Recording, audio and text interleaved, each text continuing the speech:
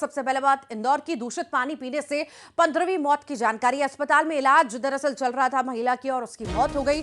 8 दिनों से इलाज चल रहा था। मां की मौत की खबर सुनते ही बेटी बदहवास हो गई। इंदौर में दूषित पानी पीने से 15वीं मौत की जानकारी है। अस्पताल में इलाज चल रहा था और इसी दौरान महिला ने दम तोड़ दिया।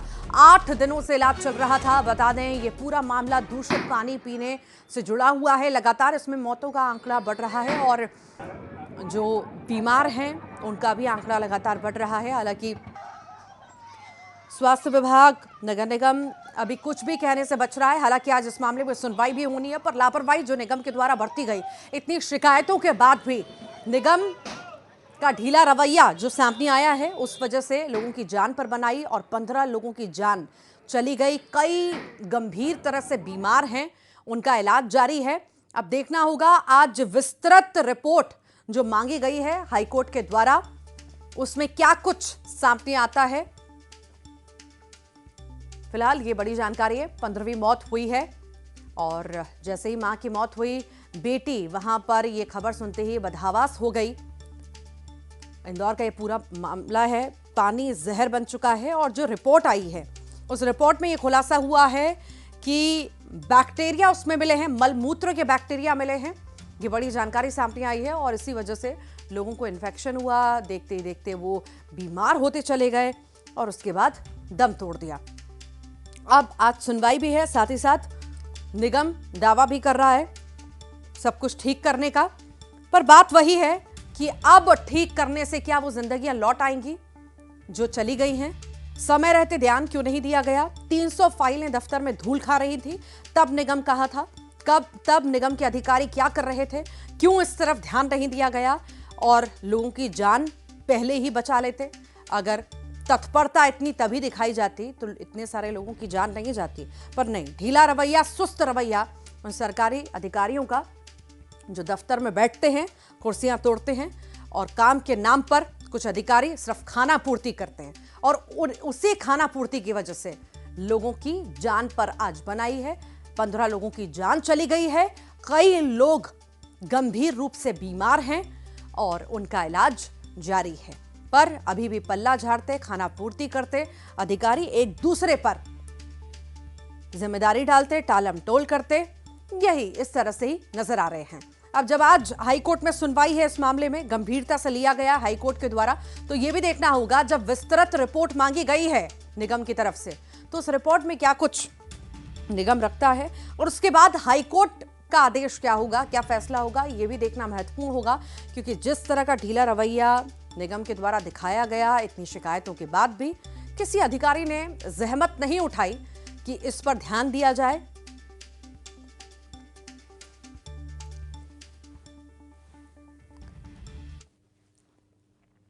तो निगम की बड़ी लापरवाही का खुलासा हुआ है। अधिकारियों ने समय पर संज्ञान नहीं लिया। महीनों पहले यहां पर पाइपलाइन बदली जानी थी। अधिकारियों पर टेंडर दबाने के भी आरोप है। अधिकारियों ने टेंडर पास नहीं किया और इसी वजह से पाइपलाइन नहीं डल पाई और ये नौबत आ गई कि गंदा पानी वहां पर सप्लाई होने लगा। और गंदा पानी पहुंचने के बाद आप देखिए, एक के बाद एक जान जा रही है। लोग इस दूषित पानी को पी करके गंभीर रूप से बीमार हो चुके हैं। इलाज जारी है। जीवन और मृत्यु के बीच में उनका जीवन आप देख रहे हैं, अस्पताल में किस तरह से अधर में लटका है जीवन, और जूझ रहे हैं वो सभी जो अस्पताल में भर्ती हैं ये जहरीला दूषित पानी पीने की वजह से।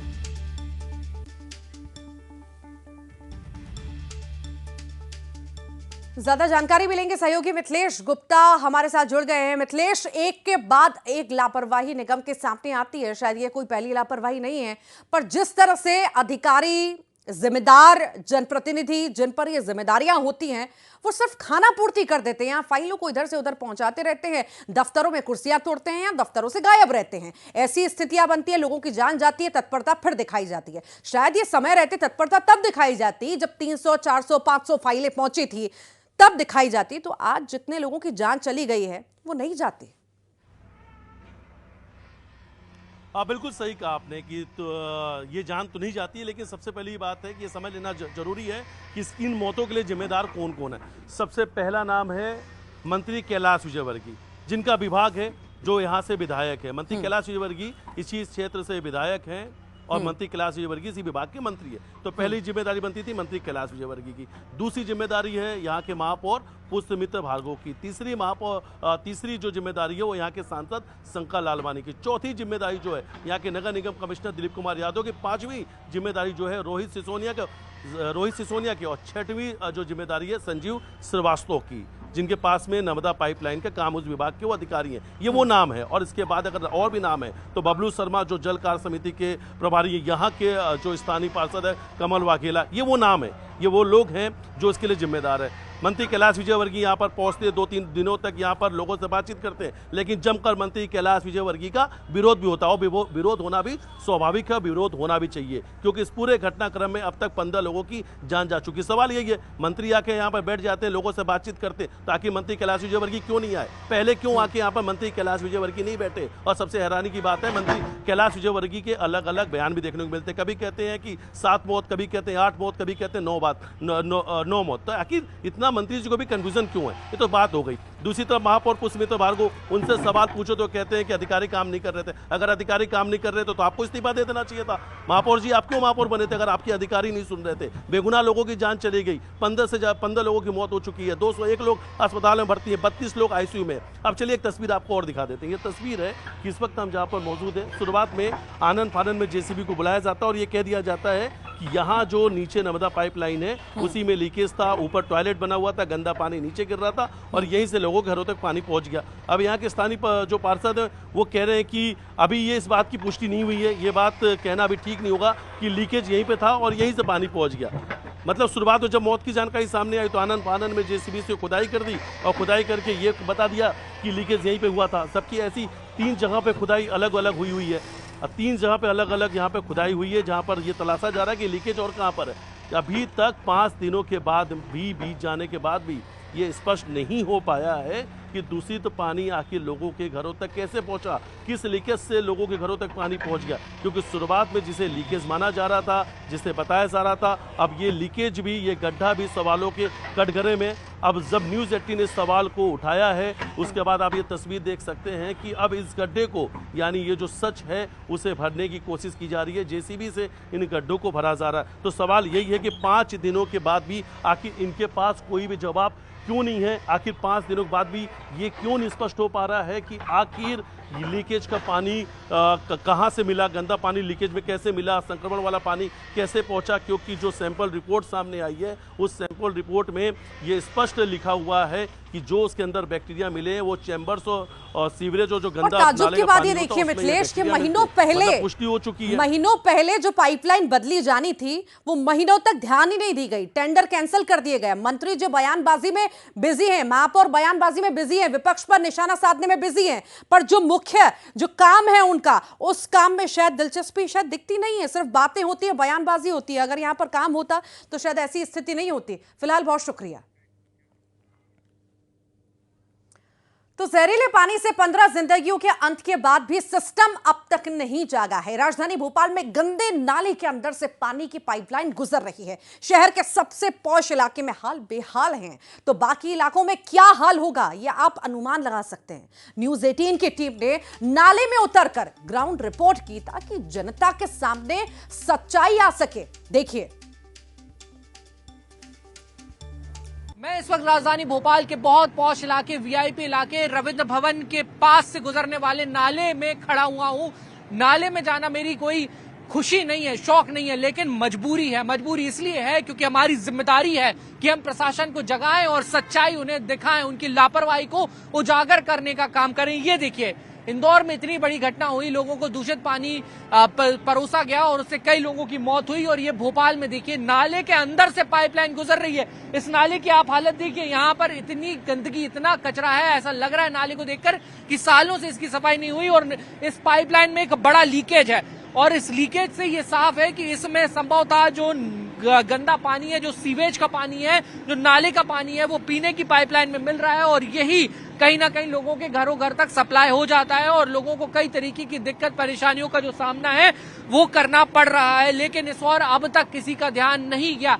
यानी कि ये बात बहुत हद तक साफ है कि इंदौर की घटना के बाद भी भोपाल में सिस्टम ने कोई रियलिटी चेक नहीं किया, इसलिए न्यूज 18 की टीम पहुंची है और हम लोग इस पूरे रियलिटी चेक को कर रहे हैं। दीपक जरा ये नाला भी दिखा दीजिए, ये नाला भी दिखा दीजिए। ये जो सामने से गुजरने वाली रोड है, यहाँ पर तरीके के स्टैंडीज लगा दिए गए हैं, लोहे की जालियां लगा दी गई हैं ताकि ये गंदी सच्चाई किसी को नजर ना आए, ये दिखाई ना दे।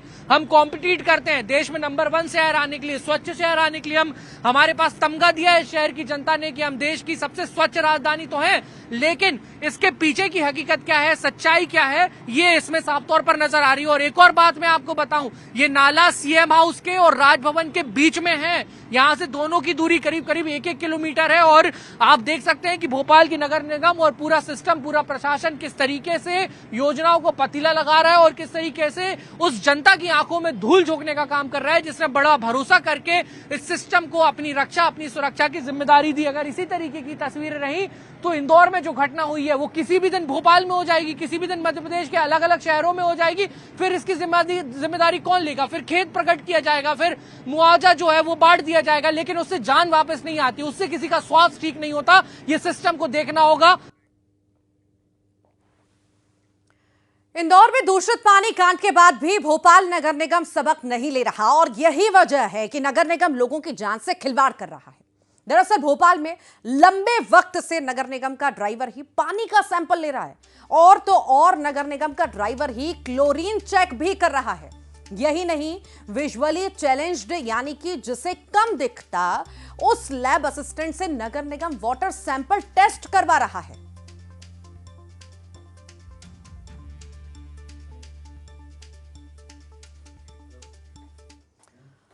और बुलेटिन में अब कुछ अन्य खबरें। एमपी कांग्रेस में गुटबाजी सामने आई है। देखिए, दिग्विजय